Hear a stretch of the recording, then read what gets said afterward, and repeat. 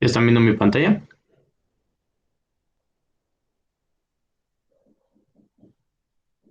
Sí, ya se ve. Va. Voy a quitar la cámara para que sea más relax. Entonces,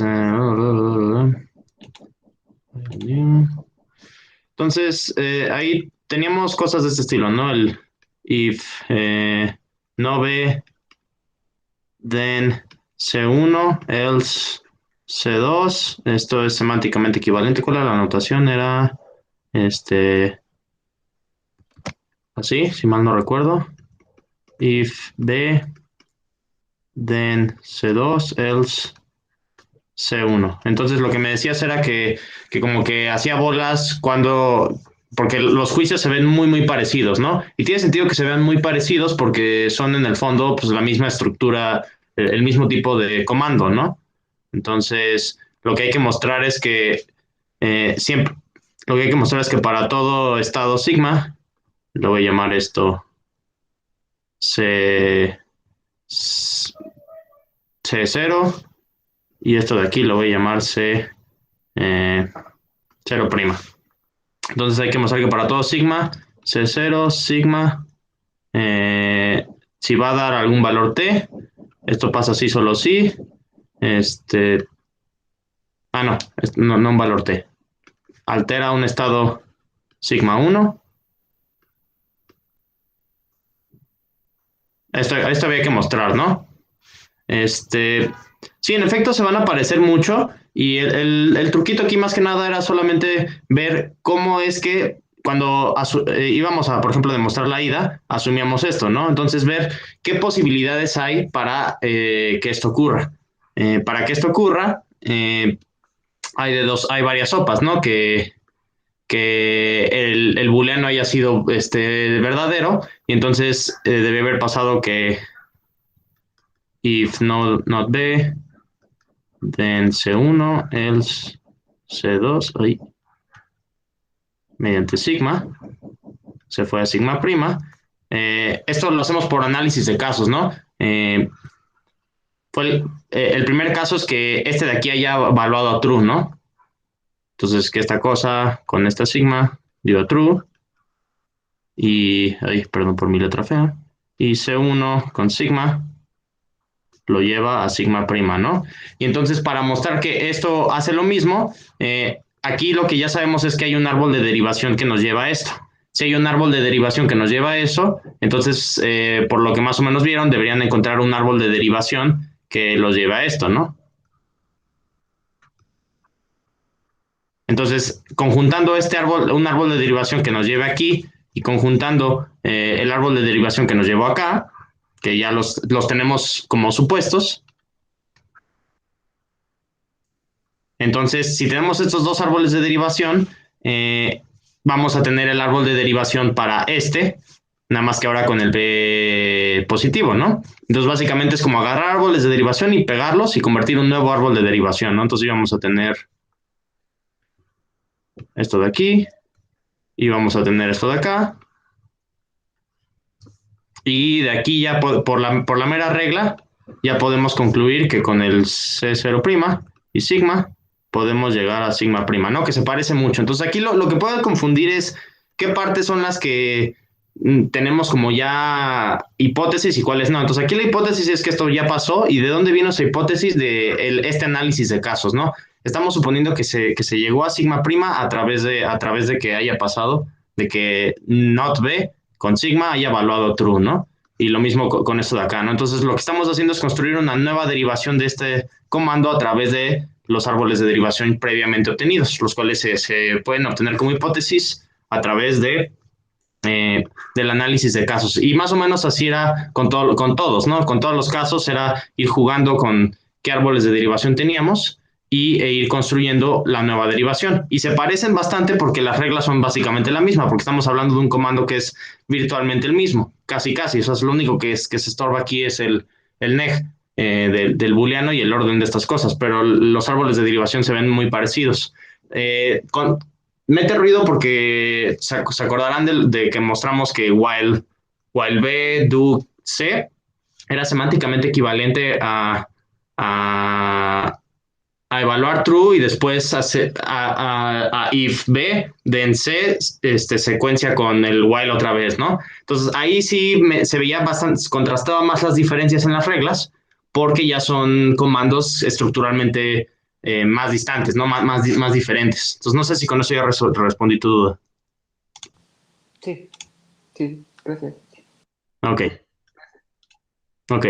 Entonces, pues les fue bien en los semanales, ya les mandé ahí sus calificaciones, entonces vamos a lo que ya tenía planeado. Ok. Oh, no.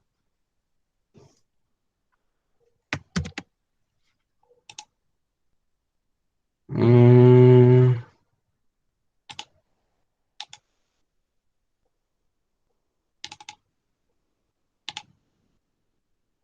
ok. Entonces, ayer con Manuel trabajaron los sistemas de transición. ¿Quién me puede explicar qué es un sistema de transición? Así intuitivamente.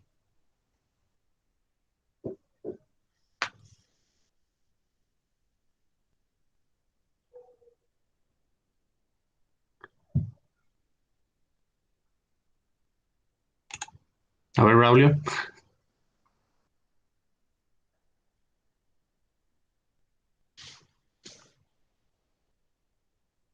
Pues es que Hola, hola. lo tengo asociado principalmente a las máquinas de Turing o bueno, a los autómatas finitos.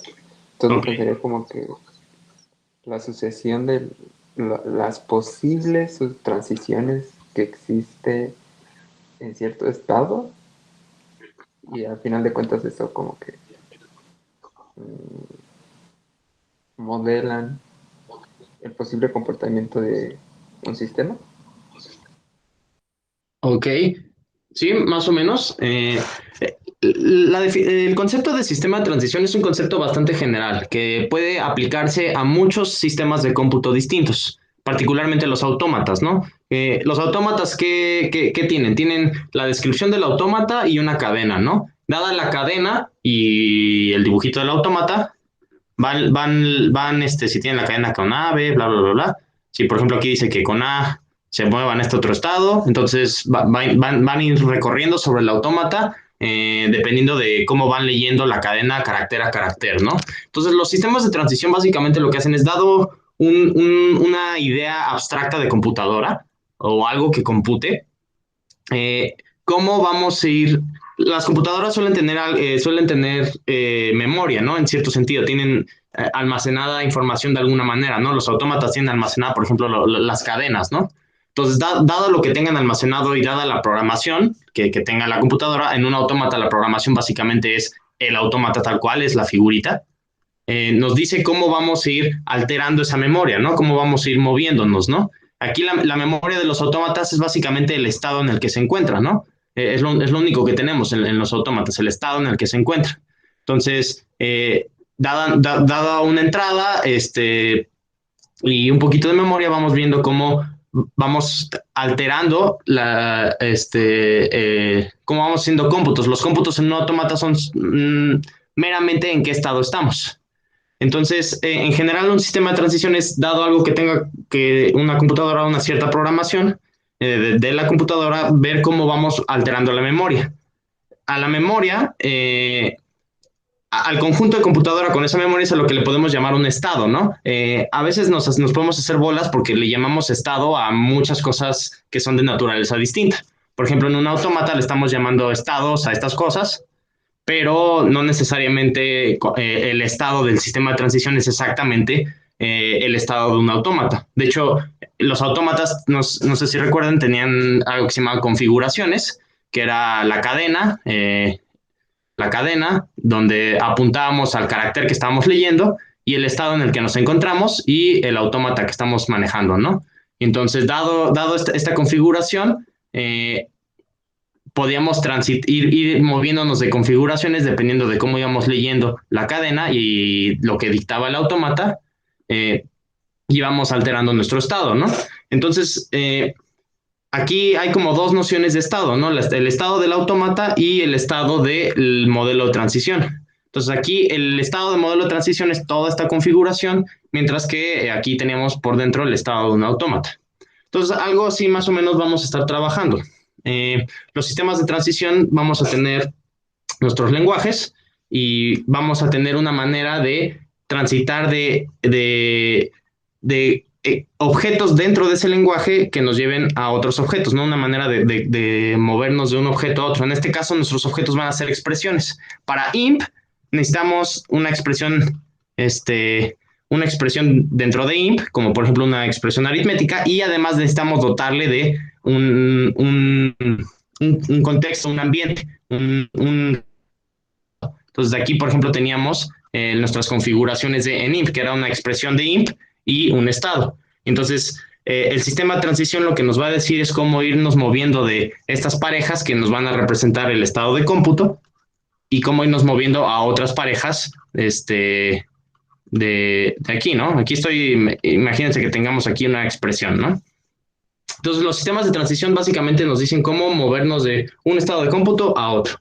Y pues para eso necesitamos primero definir exactamente qué es el conjunto de estados. Necesitamos el conjunto de estados iniciales, que es de dónde vamos a partir nuestro estado, nuestro cómputo. Esto Manuel no lo dijo, pero también se le puede pedir un conjunto de estados finales que nos digan cuándo terminamos. Y pues la relación de transición, ¿no? Que es básicamente cómo nos movemos de un estado de cómputo a otro. Que básicamente esto modela cómo son los pasos, cómo debe de ser el comportamiento de nuestro cómputo. Entonces, ¿hay dudas más o menos con la intuición? ¿Todo bien? Sí. Ok, entonces, como dije, eh, en nuestras expresiones de imp, en nuestras configuraciones van a estar cargadas de un comando y un estado de memoria, ¿no? Y entonces la transición en esta clase de objetos computacionales va a ser a través de configuraciones, ¿no? O sea, nuestros estados en el sistema de transición van a ser las configuraciones. Entonces, solo no hacernos bolas con que no, usamos la misma palabra para diferentes cosas, ¿no? Este es el estado de memoria y este es el estado en el sistema de transición. Entonces, probablemente en sus cursos de lenguajes de programación, si es que ya lo llevaron, ya manejaron ciertos sistemas de transición, que es básicamente cómo se computan ciertas expresiones de un lenguaje. Entonces, podemos ir planteando muchas distintas sistemas de transición y esos sistemas de transición van a modelar cómo es que se va a evaluar o cómo va a ser el significado o cómo se va a computar nuestras distintas expresiones en nuestros distintos lenguajes. Entonces, es importante hacer hincapié en que necesitamos tener estados que terminen para poder decir que ya terminamos de hacer el cómputo. Entonces, esto lo podemos modelar a través de la relación de transición, la cual va a estar denotada casi siempre por este simbolito. Y pues vamos, como ya vieron ayer, un estado va a estar atascado si no podemos encontrar otro estado del cual transitar. En este caso, para imp, por ejemplo, una configuración va a estar atascada si no podemos encontrar una configuración distinta de la cual podamos transitar, es decir, si ya no podemos seguir computando. Es deseable que los estados finales sean estados atascados, ¿no? Para poder decir, mira, ya terminé mi cómputo. La noción de estado puede alterarse dependiendo de nuestros distintos modelos de cómputo. Por ejemplo, si estuviéramos en máquinas de Turing, nuestro estado sería la configuración, ¿no? Sería la codificación de la máquina, el estado sería la configuración que te traería la codificación de la máquina, traería lo que hay en la cinta y traería el apuntador, ¿no? De la cinta, ¿no? Y cómo nos vamos moviendo lo va dictando como la definición de la máquina y esto podría estar reflejando cómo es el cómputo en una máquina de Turing. En expresiones lambda, por ejemplo, si tuviéramos aquí una expresión lambda, como que el estado aquí podría ser meramente la pura expresión, porque no necesitamos de otros medios más que la expresión y hacer operaciones sobre la expresión, ¿no? Entonces, la transición en una expresión sería hacer las beta reducciones o sería hacer las beta reducciones hasta que encontremos una expresión que ya no se pueda reducir más. Entonces, ¿hay dudas con la noción de transición?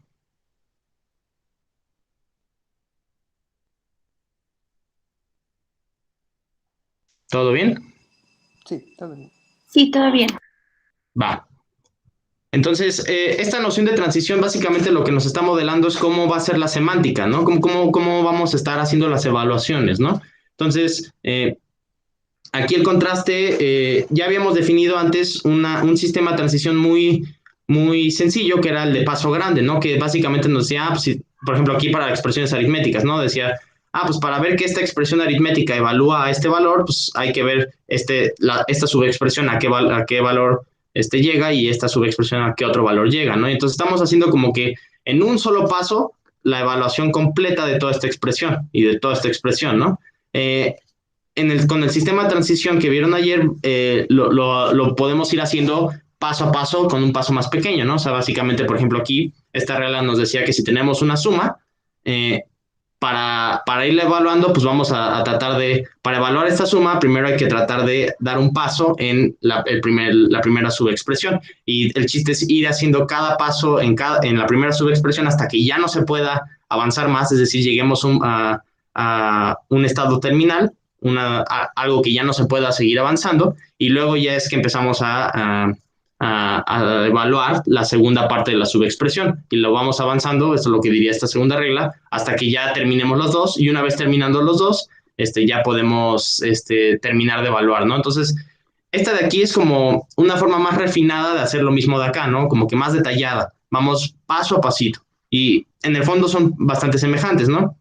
Ayer justamente vieron que esta relación, la relación de paso pequeño, la podíamos extender a que fuera de una cantidad finita de pasos, que lo definimos como la cerradura transitiva de esta relación, y la cerradura transitiva de esta relación, de hecho, justo coincide con la noción de paso grande, ¿no? Entonces, casi siempre en los cursos de lenguajes se trabaja con semánticas operacionales de paso pequeño, porque con la de paso pequeño podemos definir la de paso grande a través de la cerradura transitiva y reflexiva, ¿no? No obstante, ahorita empezamos con la de paso grande y ahorita ya estamos haciendo un refinado a la paso pequeño. Entonces, ¿hay dudas con eso?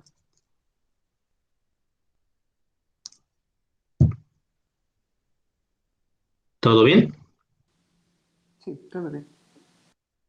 Ok, entonces justamente vieron este teoremita, ¿no? Que el paso eh, la cerradura transitiva y reflexiva se podía definir así, mediante reglas, y pues justamente la equivalencia, ¿no? La cerradura transitiva y reflexiva de la de paso pequeño es exactamente lo mismo que la de paso grande.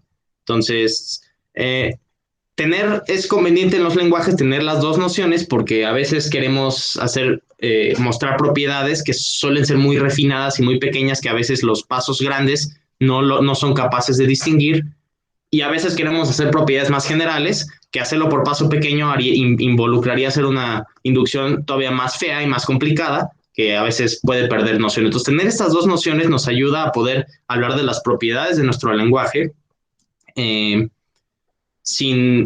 poder jugar entre cuál nos convenga para el tipo de propiedad que estamos buscando, ¿no? Entonces vamos a plantear otro lenguaje distinto, que no es el IMP, y vamos a plantear un sistema de transición de paso pequeño y vamos a ver cómo podemos ir jugando con él, ¿no? Entonces vamos a tomar también como vamos a trabajar con la noción de semántica estática, por eso fue que tomé este otro lenguaje para que se vea más claro cómo es que funciona la semántica estática, que ahorita vamos a retomar, ¿no? Entonces vamos a soltar INF por un ratito y vamos a meternos a este nuevo lenguaje, que es básicamente un lenguaje de lambda con tipos simples, donde le metemos donde además de las expresiones lambda, que aquí no sé si todos sí han manejado expresiones lambda y cálculo lambda.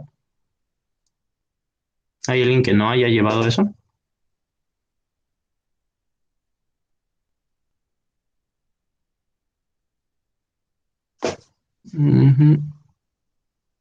Asumiré que todos que sí. Si no, todos podemos irlo ahí trabajando. Okay, entonces, esta parte del lenguaje refiere a las expresiones lambda, que son básicamente variables, o abstracciones lambda, o aplicaciones, ¿no? Y le vamos a agregar solo un poquito de expresiones booleanas para que podamos manejar expresiones lambda con expresiones booleanas y viceversa, ¿no? Aquí como son expresiones lambda con tipos simples, pues aquí estamos diciendo que esto es una abstracción lambda con tipo T, y pues necesitamos definir cuáles son los tipos, ¿no? Y como solo estamos con expresiones booleanas, pues le voy a agregar el tipo booleano, y pues el tipo general, que es una función, ¿no? Básicamente una función que tome un tipo y devuelva otro tipo, ¿no? En particular vamos a tener tipos que son de la forma, por ejemplo, un booleano, una función que tome un booleano y regrese un booleano, o otro tipo posible es una función que tome un booleano y que devuelva otro booleano, y siempre que tenga como entrada este tipo de funciones nos devuelva otro booleano, ¿no? Entonces podemos ir haciendo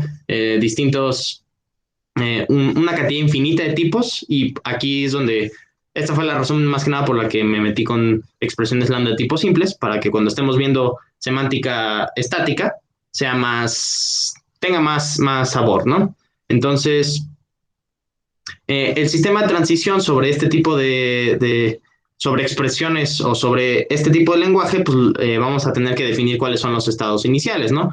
¿Cuáles son los estados? Los estados van a ser básicamente las expresiones válidas de este lenguaje.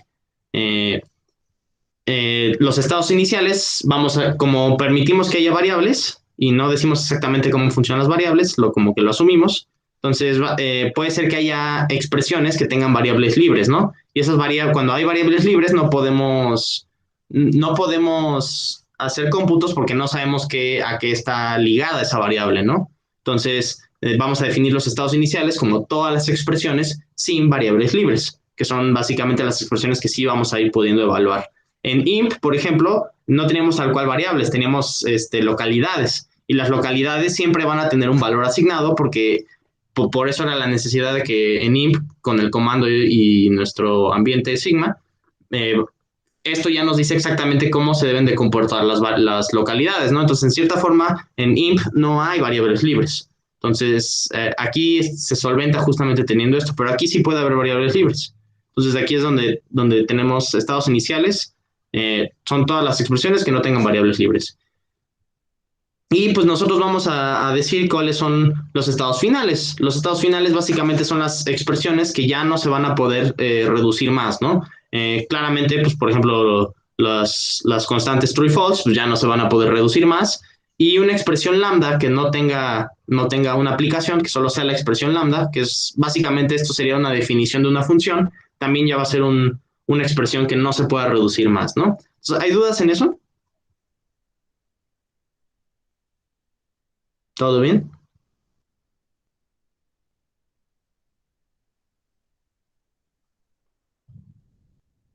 Entonces, aquí estoy poniendo esta regla de que una expresión lambda con cualquier expresión ya no se puede reducir más.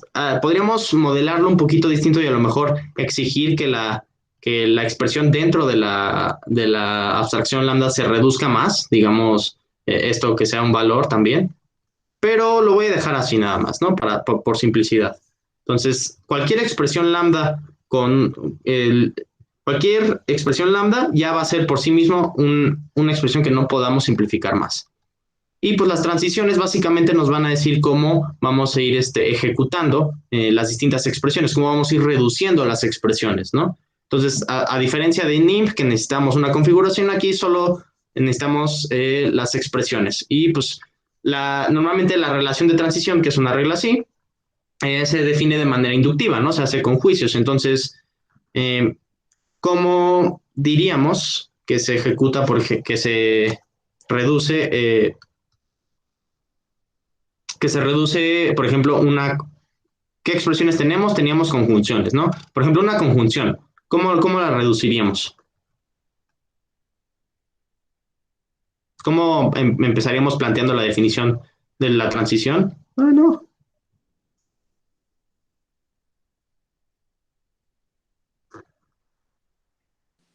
¿Cómo empezaríamos a hacer las reglas que definan esta transición? A ver, ideas. Reducimos T1 si no es un valor. Definir T1 y T2, ¿no? Entonces aquí como que hay distintas posibilidades, ¿no? Si T1 o T2 es un valor, ya como que va a quedar más claro. Entonces vamos a empezar con el más sencillo. Cuando T1 y T2 sean valores, ¿cuáles son los valores que pueden tener las expresiones booleanas? Pues van a ser true y false. Entonces, ¿qué pasa si tendríamos voy a escribir F nada más para false, para no tener que escribirlo todo, y T para true. ¿Ok? Entonces, ¿qué pasa si, por ejemplo, tenemos false y false? ¿A qué se debería reducir esto? False. a false, ¿no? Y esto de aquí ya no necesita más, no necesita reducir ninguna subexpresión porque esta subexpresión es muy sencilla, ¿no? Entonces esta de aquí básicamente sería un axioma. Pues así podemos hacerle con el resto de las distintas posibilidades para true y false, que de manera que modelen la tabla de verdad del I, ¿no? Podríamos poner false y true, esto debería irse a false y esto también es un axioma, ¿sí? Ahora, imagínense que tenemos ahora una expresión T que corresponde a un booleano, T1. Ahora sí, ¿a qué debería transitar esto? ¿Cómo deberíamos hacer la evaluación? Aquí ya no tenemos un valor, ya tenemos algo que puede ser más choncho, más gordo. Aquí puede ser un booleano más complejo. ¿Cómo modelaríamos bien el I? Tomamos como hipótesis la reducción de T1. Exacto, ¿no? Entonces, aquí como tenemos expresiones que pueden ser grandes, entonces esto nos va a llevar a un T1' y T2, provisto que T1 se reduzca a T1'. Y pues de forma análoga, entonces con esta regla lo que estamos modelando es que toda la parte inicial de la conjunción la vamos a ir evaluando hasta que lleguemos a algo que ya se termine y una vez que eso se termine hay que empezar a evaluar la segunda parte. Entonces, ¿cómo modelaríamos eso de que se evalúe la segunda parte?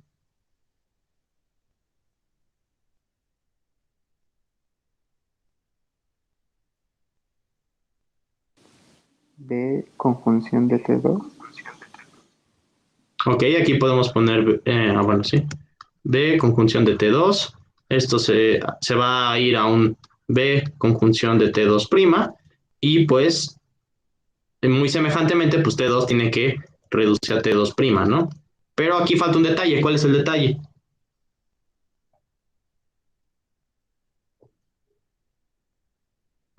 B valor.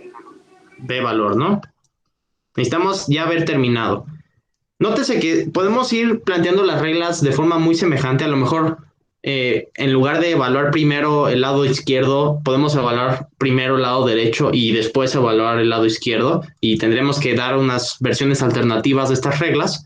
Al final del día son un poco equivalentes, pero eso modelaría cómo está funcionando muy por debajo este lenguaje, ¿no? Podemos elegir de formas distintas, podemos hacer que se evalúe primero este término, o a lo mejor podríamos incorporar que haya, eh, que haya cortocircuito para no tener que evaluar todo el segundo término, provisto que el primero haya salido true o haya salido false, más bien, y con eso ahorrarnos ciertas evaluaciones, pero eso se traduciría en unas versiones alternativas de estas reglas, quizás más reglas, que ahorita no nos interesa mucho, pero se puede hacer, ¿ok? Entonces, básicamente lo único que, por convención, nada más para quedarnos fijos con una noción, es evaluar primero el lado izquierdo, terminar de evaluar el lado izquierdo hasta que terminemos, y una vez terminado el lado izquierdo, evaluar el lado derecho. Entonces, este tipo de definición lo tenemos que poner reglas para cada una de las distintas posibilidades que tenga el lenguaje, ¿no? Por ejemplo, aquí si tuviéramos la negación de false, esto claramente pues, se va a true, y esto es un axioma. Si tuviéramos un término negado, esto se va a ir se va a transitar a este término, que es muy parecido, provisto que lo de adentro de la negación transite aquí, ¿no? Y así podemos ir avanzando, ¿no? Ir agregando reglas, ¿no? Entonces, la parte de los booleanos es considerablemente sencilla, donde se puede volver quizás un poco confuso, es en la parte de las abstracciones lambda, ¿no? Entonces, pues aquí ya tengo todas las reglas. Vamos a fijarnos, aquí ya está básicamente todas las reglas correspondientes a cómo se debe de comportar el i y cómo debemos evaluar el i cuando ya tengamos más allá de términos que son valores. Aquí tenemos ya también para las negaciones. Pues aquí nos vamos a enfocar en las lambda, cómo se ven las lambda. Entonces, esta de aquí tenemos una expresión lambda, entonces esta se va a reducir a esta otra expresión. Aquí nos acordamos que la expresión, esto de aquí es notación para decir que en todas las ocurrencias de x vamos a poner el valor b. Entonces, siempre que tengamos una expresión lambda aplicada a un valor b, donde ya sepamos que este ya terminó de ser completamente evaluado, entonces ya vamos a poder hacer la sustitución, que es básicamente lo que modela cómo funciona la expresión lambda. Quizás aquí me faltó ponerle el tipo, ¿no? Quizás que fuera lambda x de tipo t de una expresión y aplicado a un valor b, se va a reducir a la expresión donde todas las ocurrencias de x las cambiamos por b, provisto que b ya esté completamente terminado de valor, es decir, que ya sea un valor.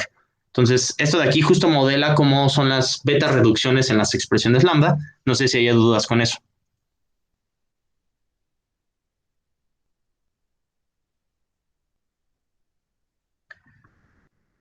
Entonces, esta regla de aquí básicamente nos dice que si tenemos expresiones gordas, una aplicación de una expresión así que puede tener muchos términos adentro, aplicada a otra expresión que también tenga muchos términos adentro, entonces primero vamos a tratar de simplificar el lado izquierdo hasta que ya no podamos simplificar más, y una vez simplificado el lado izquierdo, simplificamos el lado derecho.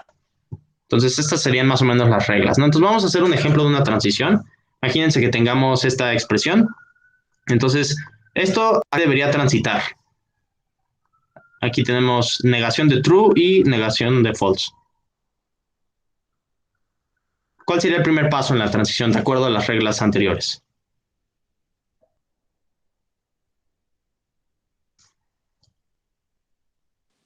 Evaluamos el contenido de la negación. Tenemos que simplificar el contenido de la negación. Ahora, ¿cómo simplificamos? El contenido de la negación es un i. ¿Cómo simplificamos eso? Simplificamos el true, que ya es un valor. Entonces, vamos a la siguiente regla.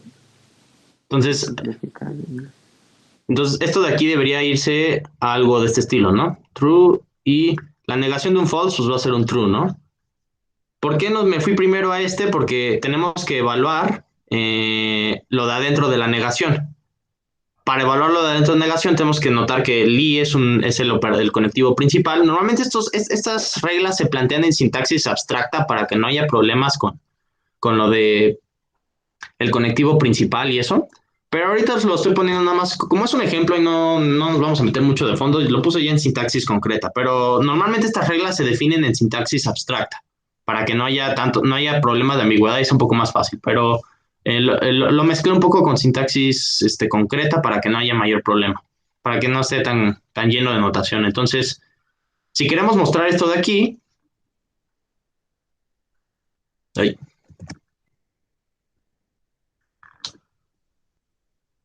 si queremos mostrar esto de aquí, pues tendremos que aplicar la regla. ¿Qué regla? Sería la regla que se llama de negación, ¿no? De simplificar una negación, que se llama EGNEG. ¿Dónde está? Aquí está esta. Esta de aquí es la que vamos a tener que aplicar porque vamos a tener que simplificarlo de adentro, ¿no? Entonces vamos a simplificarlo de adentro. Entonces, para que esto suceda, tiene que ser el caso de que T y no F se simplifique a T y T. Pero para que esto suceda, necesitamos simplificar el i. Para simplificar el i, tenemos que ver si el lado izquierdo es un valor o no. En este caso sí es un valor. Y si no, simplificar el lado derecho. Entonces, la regla aquí, para mostrar que esto ocurre, por la regla NEG, basta mostrar que esto ocurre. Pero para mostrar que esto ocurre, basta mostrar por la regla, ¿dónde está la del AND right? Esta de aquí. Basta mostrar por el AND right, evaluación. Basta mostrar que esto de aquí se lleva true. Y también hay que mostrar que true es un valor. Esto de aquí sucede por nuestra regla, nuestra definición de valor, que estaba hasta por acá, ¿dónde la puse? Aquí está.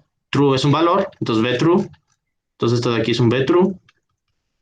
Y esto ya ocurre. Y esto de aquí también es una regla de las iniciales, es la de esta de acá, ¿no? NEG true, NEG false, NEG false. Y esto de aquí y acá. Entonces, dimos una derivación de este término en términos de las reglas que ya tenemos y mostramos que esta transición ocurre.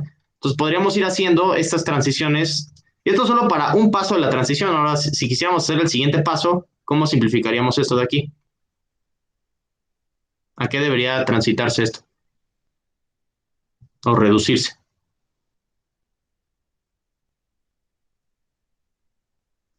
Entonces, esto aquí pues, es un true y true, pues debería reducirse a no true, ¿no? Y pues de nuevo tendríamos que hacer toda la derivación. espero que todos vean claro que cómo sería la idea de si lo queremos escribir por medio de árboles. ¿Hay alguien a quien no lo vea claro?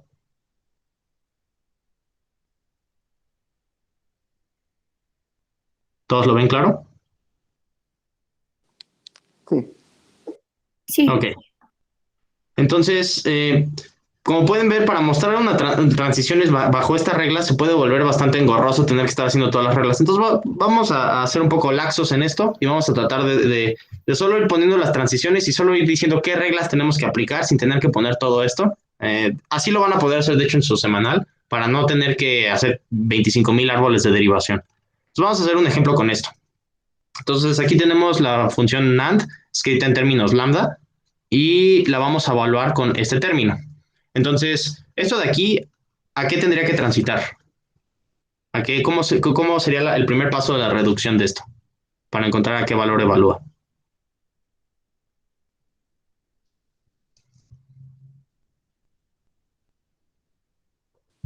La sustitución de...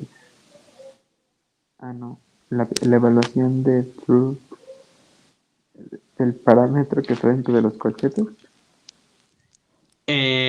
Esto de aquí es una expresión lambda, ¿no? Lambda X con una expresión aquí. Esta es la expresión E. Entonces, todo lo que está entre corchetes ya es un valor, ¿no? Porque es una expresión lambda. Aquí las reglas decían eso, ¿no? Cualquier expresión lambda con cualquier expresión ya es un valor, ya no lo podemos reducir más. Si quisiéramos, aquí como que hay partes que sí se pueden reducir más, si ya están medio acostumbrados a trabajar con expresiones lambda, pero en general decimos que cualquier expresión lambda sin aplicación ya no se puede reducir más. Entonces, esto es una expresión lambda y aquí hay otra expresión, entonces esto se ve de una forma de una aplicación, ¿no? Es una expresión aplicada a otra expresión. Entonces deberíamos utilizar las reglas de aplicación, ¿no? Las reglas de aplicación nos dice que vamos a intentar simplificar el lado izquierdo lo más que se pueda. Como esto ya es una expresión lambda, ya no se puede simplificar más. Y una vez simplificado el lado izquierdo, simplificar el lado derecho lo más que se pueda. Entonces vamos a intentar simplificar el lado derecho. Entonces todo esto se va a quedar igual.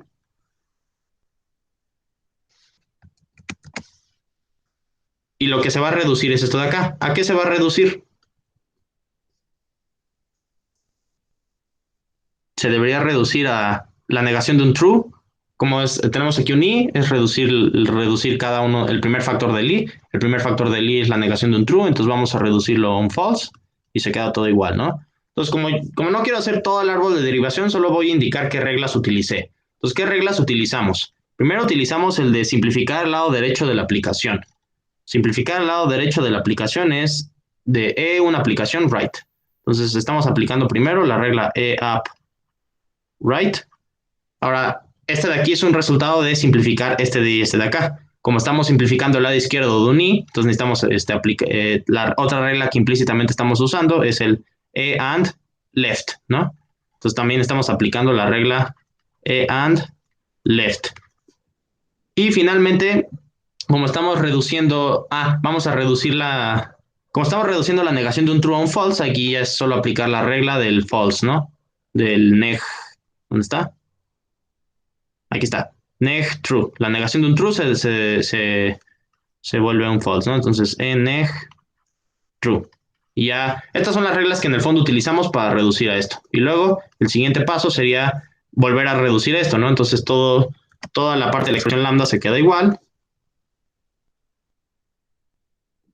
Y vamos a reducir esto de aquí. Aquí, como ya tenemos valores en cada uno de los is, pues esto se va a volver un false. Y básicamente fue de nuevo aplicar la app del lado derecho y después la and cuando tenemos false y false. Entonces aquí aplicamos estas reglas para llegar a esta reducción. Y ahora sí, ¿qué sigue?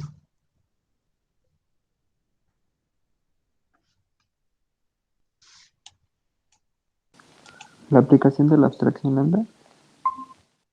Exactamente, ¿no? Entonces, mejor esto aquí abajo. Entonces, ahora sí, ya tenemos algo aquí, ya tenemos las dos cosas vueltas valores y la regla de la abstracción, la E beta, nos dice que hagamos la beta reducción. Entonces, es sustituir en todas las ocurrencias de X.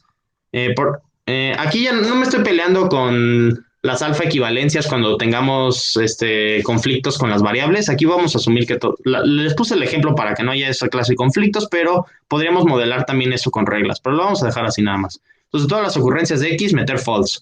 Entonces se va a volver control C. Se va a volver aquí donde hay una X, voy a poner un false. ¿Ok? Entonces ya logramos reducir esto. Esta fue básicamente aplicar la E beta. Y ahora, qué tenemos que seguir haciendo? A ver, Araceli, tú dime.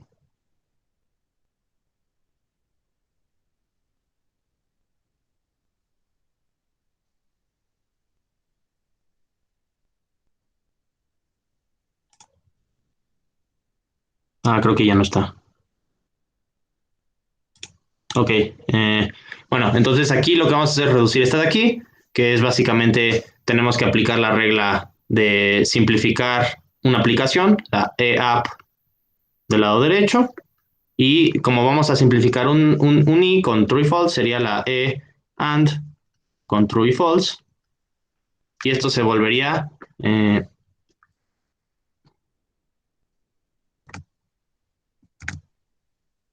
esto con false, ¿no?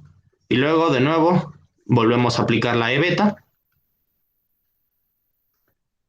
Y en todas las ocurrencias de Y metemos F y pues nos va a quedar no F y F. Y ahora sí, esto se simplifica con la de NEG. Entonces, esto de aquí se va a volver la negación de un falso, porque estamos aplicando la NEG y después estamos aplicando la de AND, EAND de falso y falso. Estamos aplicando estas dos reglas y finalmente esto se convierte en true por la de NEG con falso. Entonces, ¿hay dudas de esto? ¿De cómo fue toda la transición?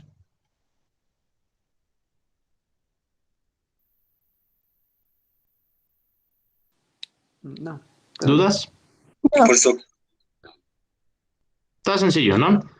Entonces, con base en esto, podemos ir haciendo las evaluaciones con base en las reglas. Entonces, esto corresponde a la semántica dinámica, ¿no? La forma en la que podemos ir ejecutando un programa de forma dinámica, ¿no?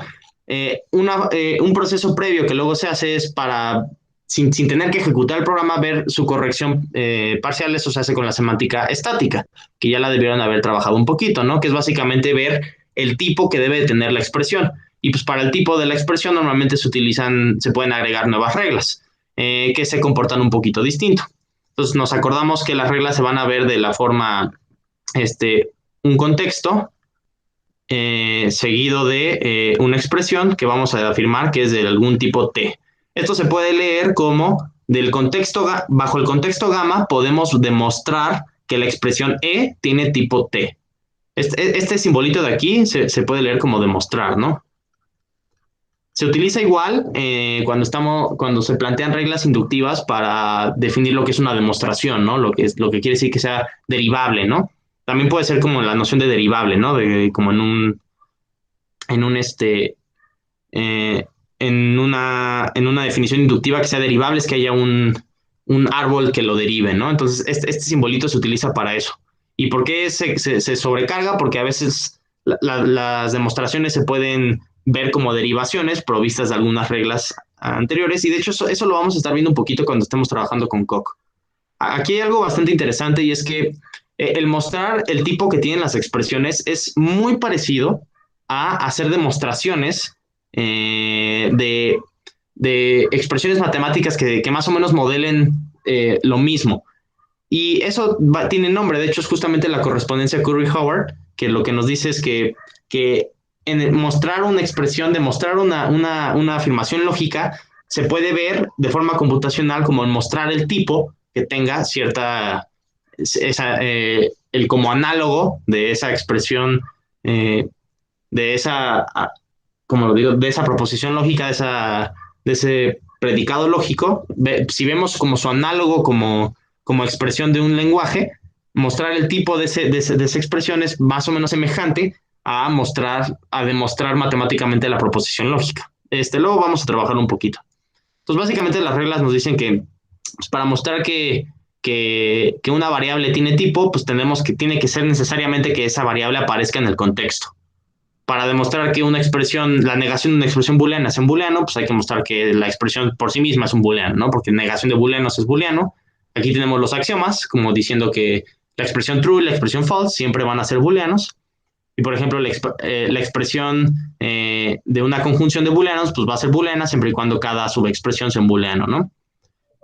Aquí es donde justamente trabajamos con la noción de que las expresiones lambda son funciones, ¿no? Vamos a decir que una expresión lambda es una función que agarra elementos de tipo t y nos regresa tipos de s, si asumimos que x es de tipo t y mostramos que la expresión dentro de... creo que aquí tuve un error. Aquí debería ser una e, ¿sí? La regla nos dice que si asumimos que x es de tipo t y mostramos que esta expresión pues va a tener ocurrencias de x, ¿no? Porque casi siempre son así las expresiones lambda. Si mostramos que esta expresión es de tipo s, entonces estaremos mostrando que en efecto esta expresión lambda es una función que nos agarra cosas de tipo t y nos avienta cosas de tipo s. Y finalmente para las aplicaciones, la aplicación casi siempre vamos a estar pensando que aquí es una función y que aquí esto es como lo que está dentro del dominio, ¿no? Esto se puede leer como f de E2, ¿no? Donde f es justamente lo que define E1, ¿no? Entonces, por eso se pide que E1 sea de tipo una función que tome tipo S y devuelve T. Y pues, básicamente para mostrar que... creo que aquí... sí. Para mostrar que esta aplicación es de tipo T, pues hay que E1 tiene que tener como contradominio tipo T y tiene que tomar elementos de tipo S. Aquí la S y la T son tipos en general distintos, pero pueden ser incluso el mismo, ¿no? O sea, una instancia de esta regla es cuando el tipo es exactamente el mismo, ¿no? Y aquí básicamente lo que nos está diciendo es que está tomando un elemento del dominio de S y nos está devolviendo un elemento de tipo T, ¿no? Y eso es lo que quiere decir que esta función se vaya de S a T. Entonces, pues para mostrar que una expresión tenga cierto tipo, pues es mostrar que dar una derivación sin tener nada en el contexto y mostrar que eso sucede, ¿no? Entonces vamos a tratar de dar una derivación de esta expresión. Entonces, ¿cómo procedemos? ¿Ideas?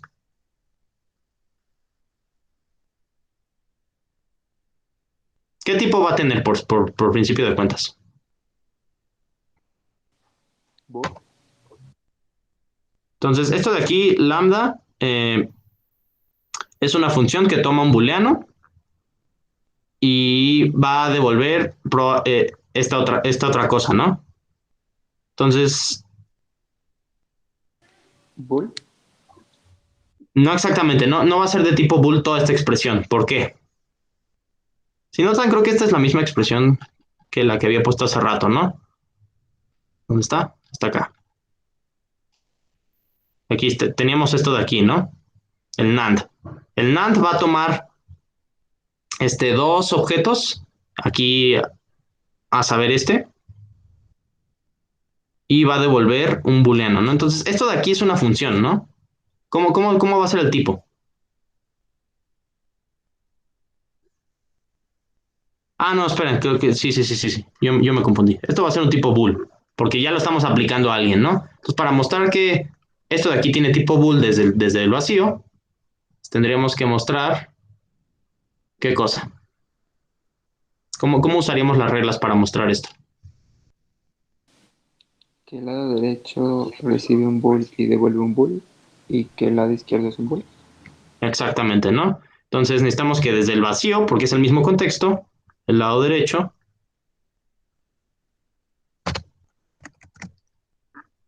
recibe un bool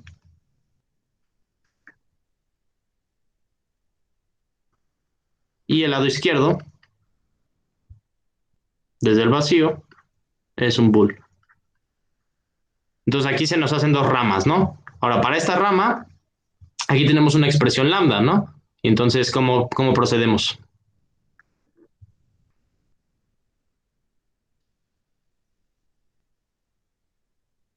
Entonces, las expresiones lambda era asumir que la variable de ligado es del tipo que dice y mostrar que la expresión es del tipo del contradominio, ¿no?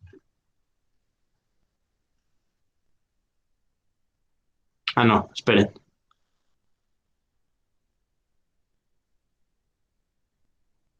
Casi, ¿no? A ver, aquí no aplicamos bien esta regla.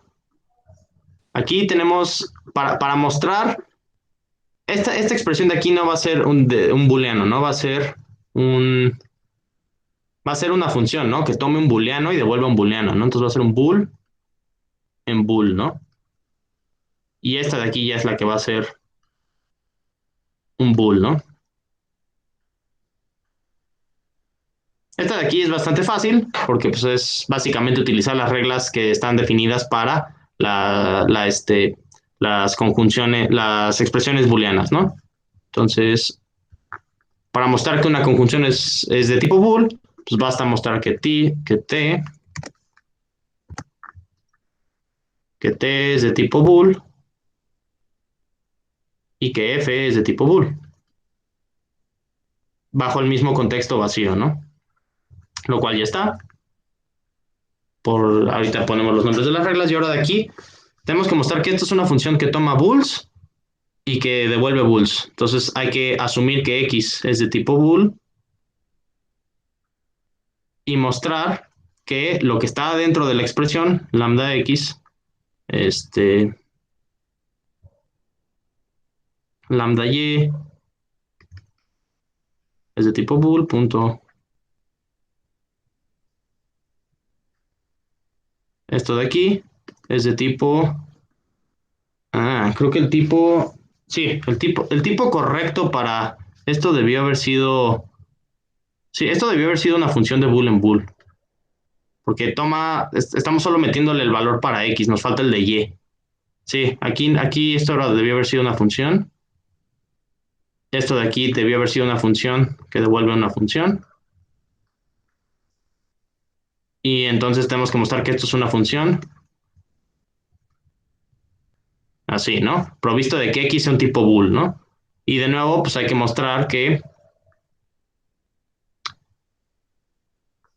Ahí, ya es la una. Creo que ya no nos va a dar tiempo. Voy a dejar escrito en la nota bien esto de aquí. Hasta ahorita hay dudas generales de cómo es hacer este tipo de derivaciones. No. ¿Nadie tiene dudas? Voy a dejar escrito en la nota este ejemplo. ¿Sí? ¿Alguien dijo algo?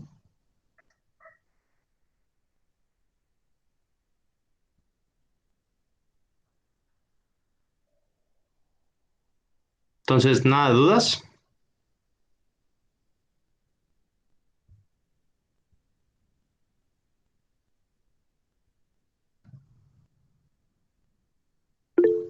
Ok, voy a dejar escrito en la nota el ejemplo para que lo chequen. El semanal van a tener que hacer algo muy semejante. Cualquier duda me pueden enviar por Telegram, ¿va? Entonces, lo dejamos aquí porque ya no quiero comerles más de su tiempo. Y pues nos vemos la próxima semana.